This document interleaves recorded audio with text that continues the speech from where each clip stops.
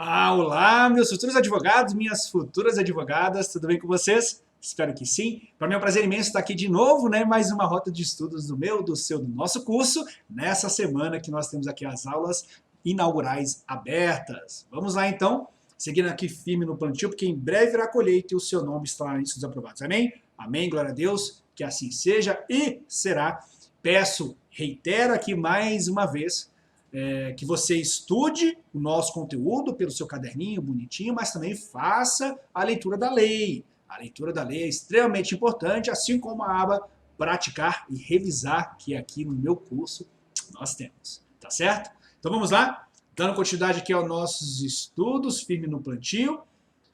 Vamos falar aqui sobre pessoas jurídicas e domicílio. Aquela, primeiro momento, uma explicação macro que eu gosto de falar com vocês sempre.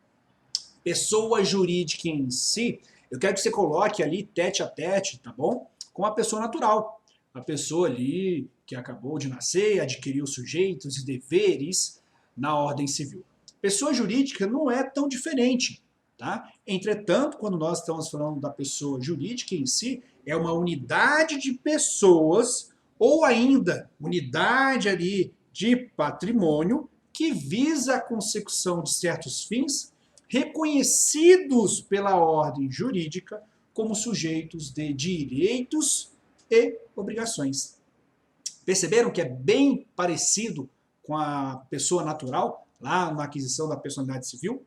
Certo? Só que aí nós temos aqui alguns requisitos que vão caracterizar essa pessoa jurídica.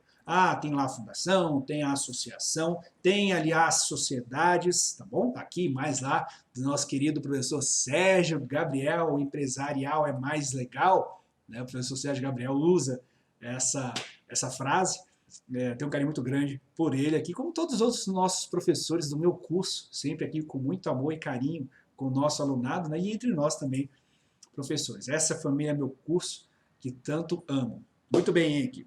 Vamos lá então. Então aqui nas pessoas jurídicas eu quero que você já guarde isso, né? A unidade ali, o conjunto de pessoas ou de patrimônio para a consecução de certos fins, né? Via de regra que a gente pode falar de lucro ou não, nós vamos abordar isso também, mas que vise ali uma consecução dentro da ordem civil reconhecida pela norma jurídica, ok? Sendo aqui, claro, sujeito de direitos, né? E obrigações também. Beleza. Aqui nesse primeiro momento, então, a gente tem ali a situação da pessoa jurídica, nós vamos verificar qual momento que se caracteriza a pessoa jurídica, registro na junta comercial, ou apenas o registro no cartório de registro de pessoa jurídica, o seu estatuto, o seu ato constitutivo, tudo isso a gente vai acabar aqui passando, não passando, né, bem passando mesmo, bem superficial, para que você entenda como funciona. Tá? Mas vamos aprofundar bastante com o professor Sérgio Gabriel em direito empresarial, todo o beabá necessário. Aqui não é a parte puramente técnica e empresarial, mas sim a parte envolvendo aqui o Código Civil, uma análise conceitual e característica dentro do Código Civil daquilo que nos interessa. Beleza? E no segundo momento nós vamos falar de domicílio. Qual a importância do domicílio? Tem ali o domicílio originário, tem o domicílio facultativo, tem o domicílio necessário, obrigatório, né, o legal. Ou seja, qual a importância do domicílio? Já falo desde já para vocês. Domicílio só serve para alguma coisa muito específica, em relação aos seus atos da vida civil, seus negócios jurídicos celebrados. Só para isso que serve o seu domicílio. Se você não cumprir a obrigação, você será processado. Se você não cumprir a norma, você será processado. E para que você seja ali, conste no polo passivo de uma demanda, que já pensando no processo civil, você, por óbvio, tem que ser localizado. E eu preciso delimitar qual que é o seu domicílio para encontrá-lo. É só para isso que serve de fato o domicílio. Saber onde aquele indivíduo responderá, né, diante aí dos seus direitos e deveres os quais ele contraiu, que ele não cumpriu, ou que de fato ele tem ali cometido algum dano a alguém. Para isso que serve o domicílio, apenas para encontrá-lo. E aqui nós estudaremos, vamos colocar isso bonitinho no caderninho, para que você se situe e verifique na prática como que funciona. Beleza? Então vamos lá, vamos seguir aqui no nosso caderninho fofinho, caderninho meu curso. Começando aqui então primeiro das pessoas jurídicas. Vamos lá então, falando primeiro das pessoas jurídicas, então da pessoa jurídica. Está expresso lá do artigo 40 ao 61 do Código Civil. Precisamos aqui trazer o conceito, já expliquei para vocês, é a unidade de pessoas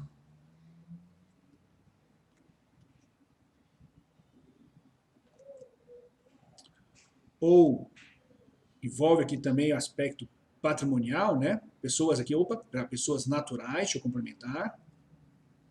Pessoas naturais ou... Eita, tá uma maravilha. Ou patrimoniais,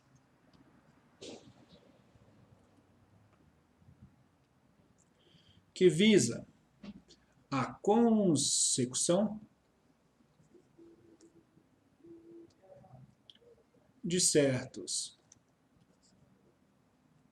fins reconhecida pela ordem jurídica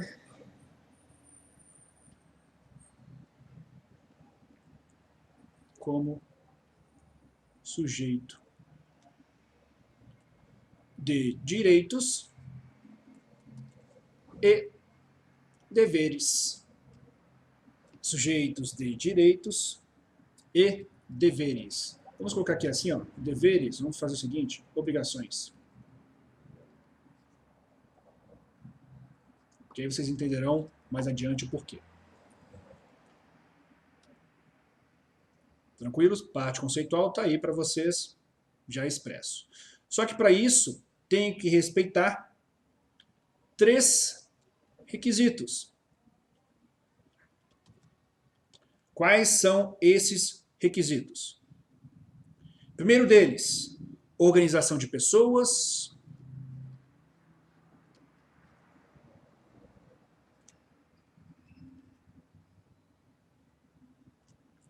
ou de bens.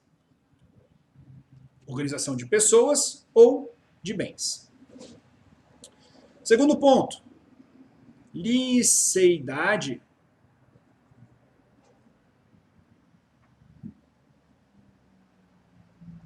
Liceidade de propósitos ou fins, né? Propósitos ou fins. E por último, capacidade jurídica reconhecida pela norma.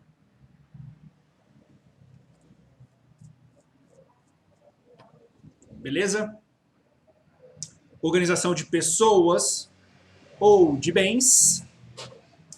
Além disso, da organização de pessoas ou de bens, temos ainda a liceidade de propósitos ou fins, que é aqui a liceidade, né? Em relação à organização de pessoas ou de bens, nós até conseguimos entender, mas o que é a liceidade? A liceidade que nós estamos nos referindo é o aspecto de ser lícito. É evitar justamente, né, a famosa cuica. Migué.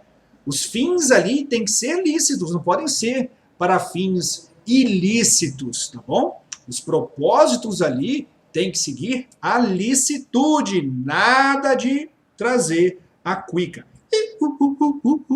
Nada disso, beleza? Vamos seguir aqui. Tomem cuidado com isso. Liceidade é licitude, propósitos ali da própria pessoa jurídica. E por último, a capacidade jurídica reconhecida aí pela norma, que de fato é o exercício, de fato, né, daquela empresa ali, perdão, né? Empresas apenas para fim didático, mas da pessoa jurídica. Beleza? Muito bem. E lá no artigo 40, nós temos que, do Código Civil, nós temos que as pessoas jurídicas são elas de direito público interno, que aí nós vamos analisar lá no artigo 41 quais são, ou de direito público externo, lá no artigo 42, salvo engano. E por último, pessoa jurídica de direito privado. Aqui vocês vão analisar, né, o direito público, via de regra, lá no direito administrativo, com o professor Daniel Lamonier e também com o nosso professor Marcos Aurélio, tá bom? Então, aqui no direito privado, nós estamos aqui já adiante, que aqui nos interessa mais, lá do artigo 44 do Código Civil. Ok? Lá do artigo 44 do Código Civil.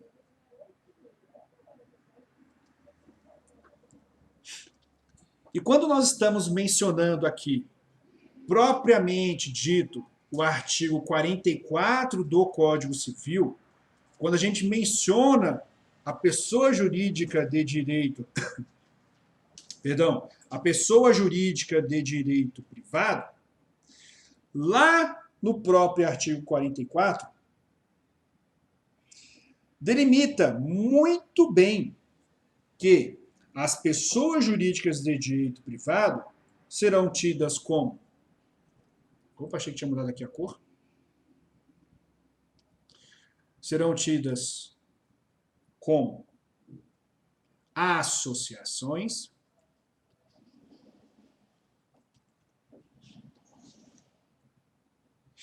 sociedades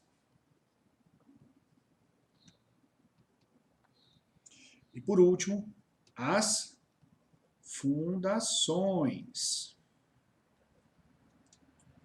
Associações, sociedades e as fundações. Dentre esses três aqui do próprio artigo 44, nós vamos trabalhar em cima deles, tá? Vou comentar com vocês também, bonitinho, como que funciona essa aplicação dos três aqui que são cruciais, mas também você encontrará as organizações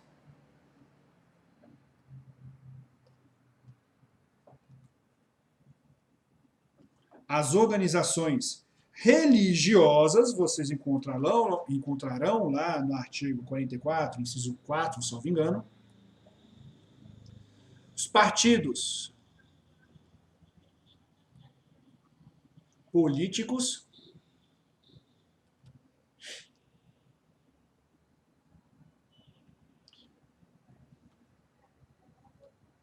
as empresas individuais. E as empresas individuais.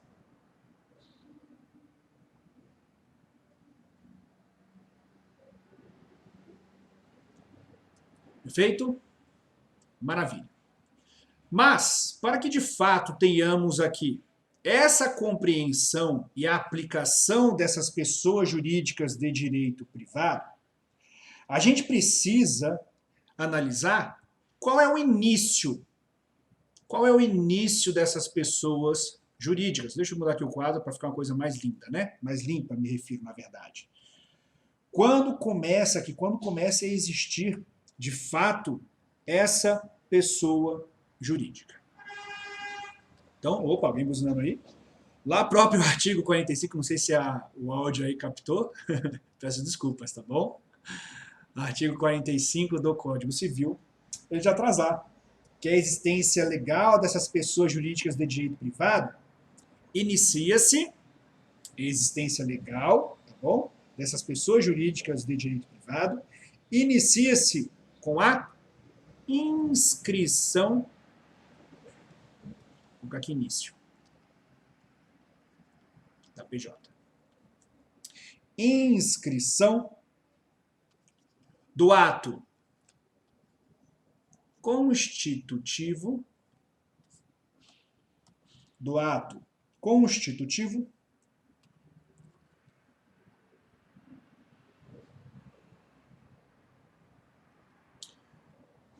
pode ser aqui na junta comercial, né? Aqui em São Paulo seria a JUSESP,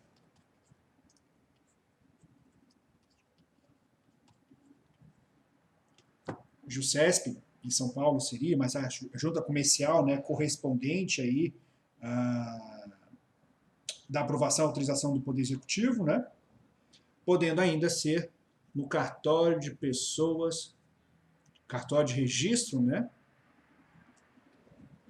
de pessoas jurídicas. Aí sim, a inscrição desses atos constitutivos no respectivo registro, né, podendo aí ser a JUSESP ou cartório de registro de pessoa jurídica, averbando esse registro, temos ali o ato constitutivo, já trazendo agora a legalidade daquela pessoa jurídica de direito privado. O artigo 46 do Código Civil, dentro dessa inscrição, né, dos atos constitutivos, que ali traz a legalidade dessa pessoa jurídica, o artigo 46, ele traz ali as regras do registro. O que o registro precisa declarar?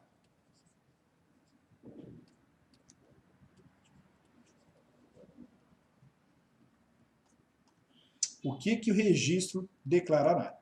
Aí traz lá o nome, né, a sede, as condições da extinção, os membros, o que eles vão responder, o que eles não vão responder. Isso tudo vocês vão estudar de uma forma bem mais aprofundada, por óbvio, lá com o nosso querido professor Sérgio Gabriel e a nossa professora Tati, ok? Aqui apenas como observação, tome cuidado aí com o artigo 52, porque ele fala do direito, né, da personalidade das pessoas jurídicas.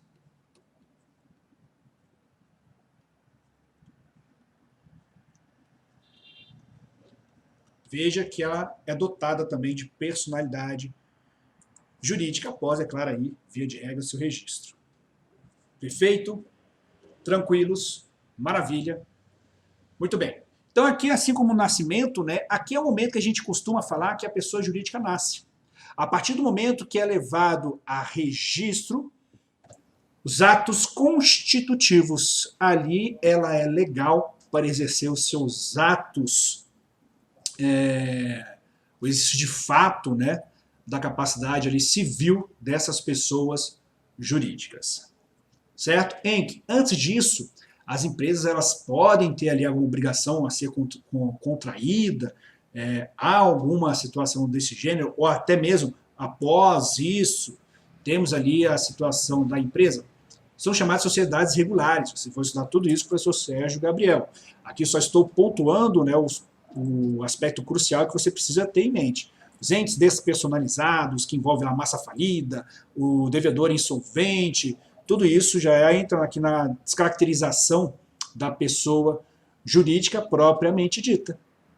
Okay? Assim como o artigo 50, que fala a desconsideração da personalidade jurídica se tiver ali algum obstáculo para obter o crédito, né, em favor daquele credor. Né? E aqui, é claro, o obstáculo pode ser lá confusão patrimonial, o desvio de finalidade, tudo isso vocês vão estudar depois, mas já estou comentando aqui para que vocês depois façam aí a sua análise diante do Código Civil. Beleza? Maravilha? Então vamos lá. Voltando aqui ao que nos interessa, vamos falar então agora da situação envolvendo associações. Entra lá no artigo 53. Ainda as fundações. Entra aqui já no artigo 62 do Código Civil. E por último lá, vocês verão das sociedades 982 e seguintes, 982, 983, salvo engano, 966, a sociedade empresária, que aí também o professor Sérgio Gabriel vai aprofundar com vocês. O que nos interessa neste momento são essas duas pessoas jurídicas.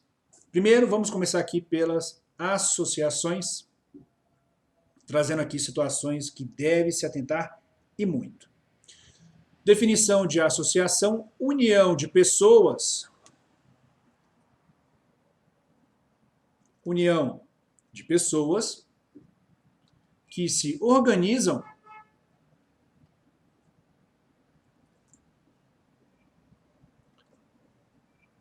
para fins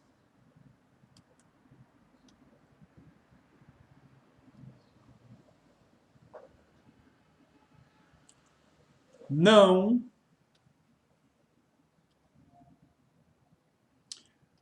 econômicos.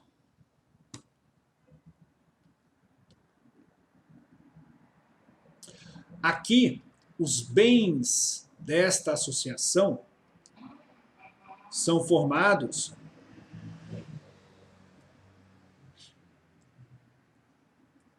pelos próprios associados. Pelos próprios associados. Ok? Entre os associados não tem obrigação nenhuma. Tá? Entre os associados não tem obrigação nenhuma. Qual é o exemplo de associação, Henrique, que nós podemos aqui trabalhar? Quando a gente fala da associação dos moradores. Veja, pode ter finalidade lucrativa? Não.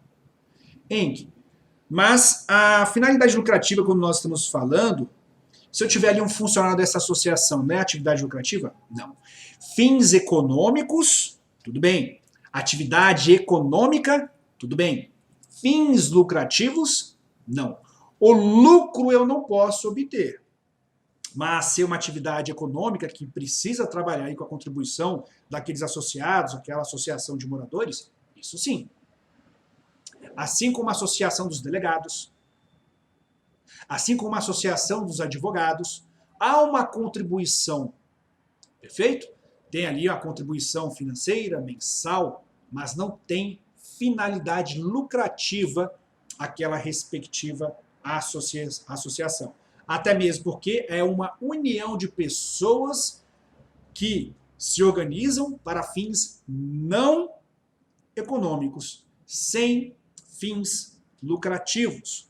Podem desenvolver uma atividade econômica, mas não ter uma finalidade econômica. Perfeito? Maravilha? Tranquilos. Associação dos moradores, clube esportivo, né, se tiver ali uma associação de esporto, pode ter ali também essa caracterização. Além disso, a chamada fundação, já que as fundações, quando nós estamos nos referindo a ela, é reserva de determinado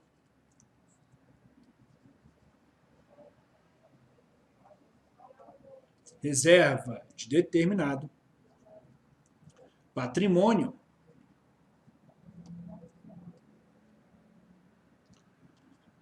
para atingimento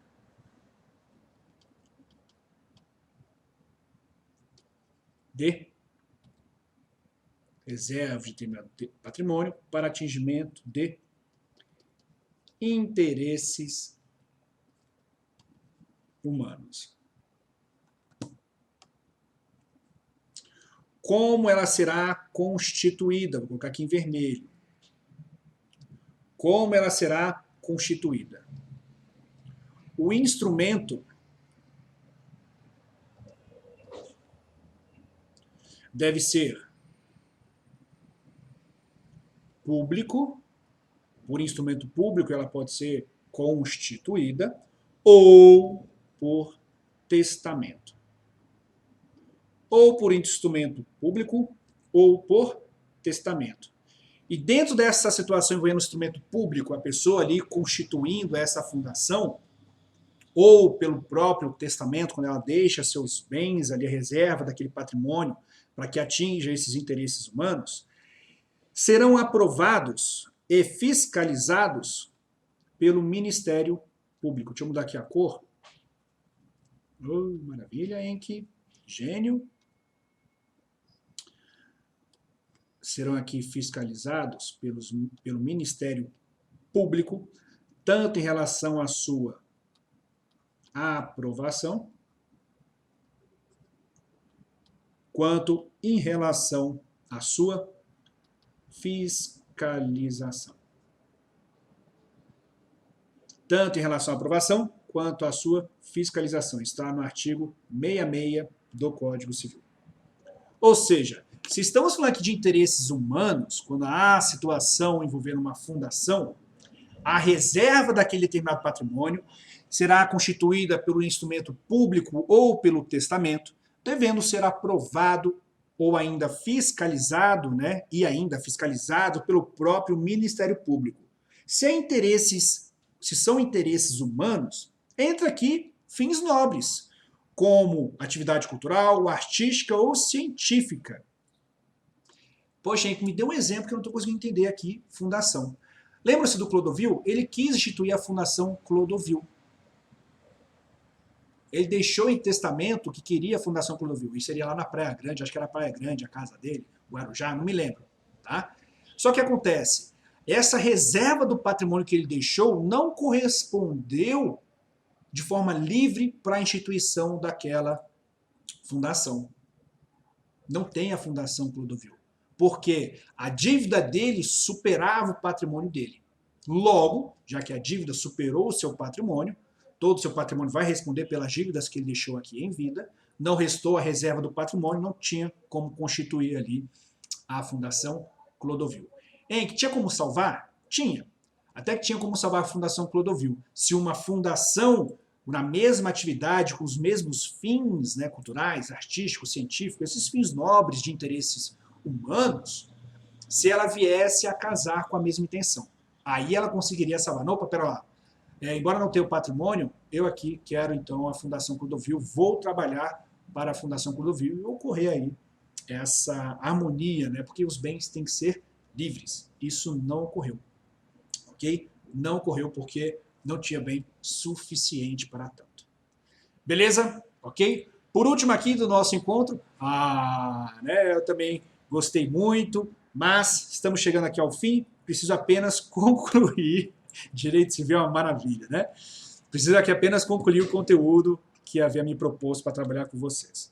Trabalhei com vocês, então, a pessoa jurídica dentro de fundações e associações. Vamos agora falar rapidamente do domicílio.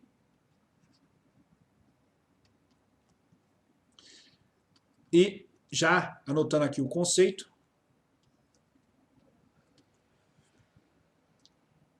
é a sede jurídica da pessoa.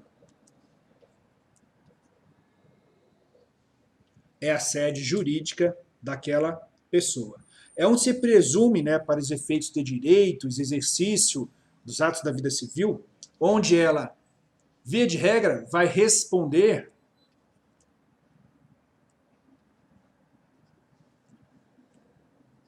habitualmente, onde ela vai responder habitualmente pelos atos e negócios jurídicos. Pessoa jurídica também tem ali a sede dela, tá?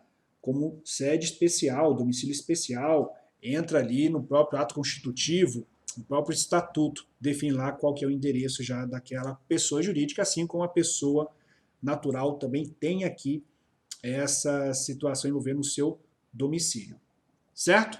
Só que aí o domicílio ele pode ser voluntário, expresso lá no artigo 76 do Código Civil. Quando é voluntário, é livre aqui ao sujeito. Poxa, como assim voluntário livre ao sujeito? A pessoa natural, em via de regra, né, ela exerce ali o seu domicílio onde ela tem um ânimo definitivo, onde ela quer ficar, tá? onde ela estabelece como seu domicílio, entra aí no aspecto também voluntário. Fixa ali a sua residência em determinado local. Então, livre ao sujeito definir a sua residência ali naquele local. Esse é o voluntário. E temos o necessário. Dentro aqui do necessário, vamos trabalhar com o originário. E o originário, pelo próprio nome, já delimita. Pela própria origem do indivíduo. Ou seja, pela origem do indivíduo é aquele adquirido ao nascer. Nasceu e acabou de adquirir ali o seu domicílio originário. E óbvio aqui, tratando do recém-nascido, é junto com o domicílio dos pais. Ok? O originário. E temos aquele também delimitado como o domicílio necessário legal.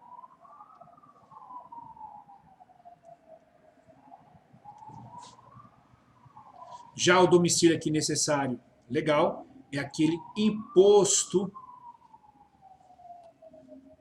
pela lei. É aquele imposto pela própria lei. Como assim, Henrique? Imposto pela própria lei.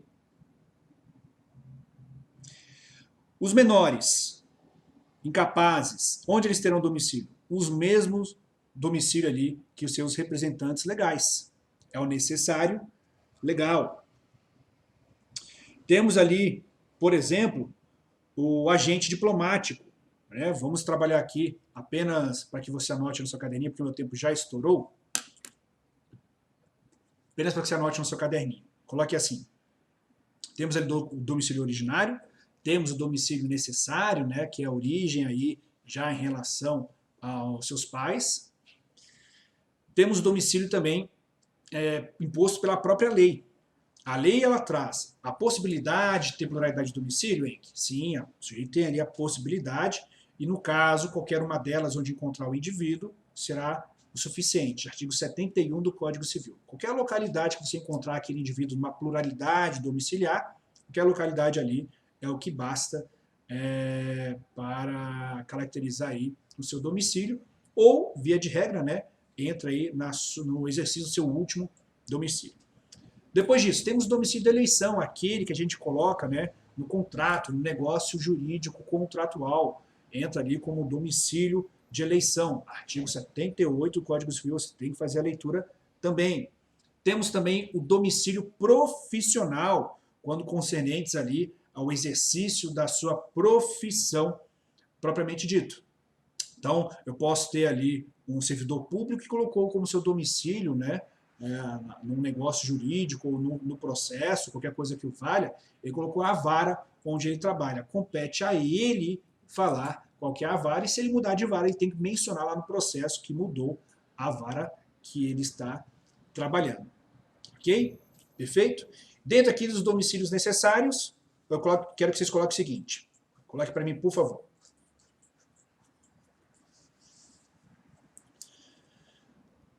Servidor público. Servidor público. O militar.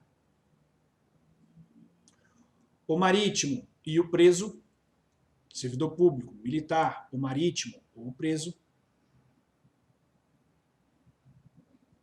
Entram no domicílio necessário. Entram no domicílio necessário.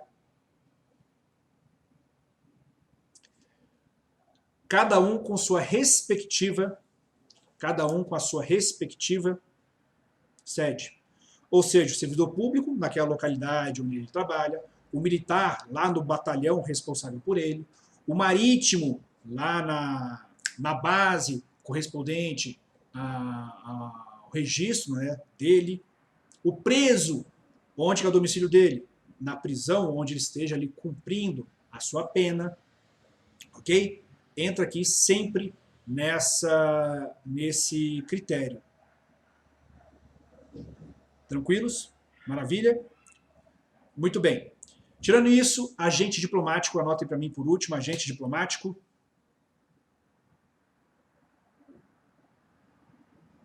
Via de regra, ele pode ser demandado lá no Distrito Federal, né?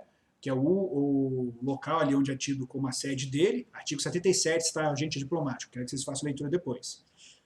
Pode ser citado também no estrangeiro, eventualmente aí no consulado, se ele estiver exercendo lá. Aqui pode até alegar uma extraterritorialidade, sem designar onde tem, né? Mas sempre aí no país, o seu domicílio poderá ser demandado no Distrito Federal ou o último ponto do território brasileiro, onde ele teve ali o exercício da sua diplomacia ou que ele de fato tenha colocado como seu domicílio. Artigo 77 do Código Civil. Beleza, meus amigos? Maravilha. Muito bem, estou à disposição para eventuais esclarecimentos ou dúvidas. Mande para mim um direct lá no Instagram. Permaneça firme aí no seu plantio, que em breve virá a colheita e o seu nome. A colheita será próspera e o seu nome estará na lista dos aprovados. Amém? Amém, glória a Deus, que assim seja. Um beijo grande a todos. Fique com Deus. Tchau.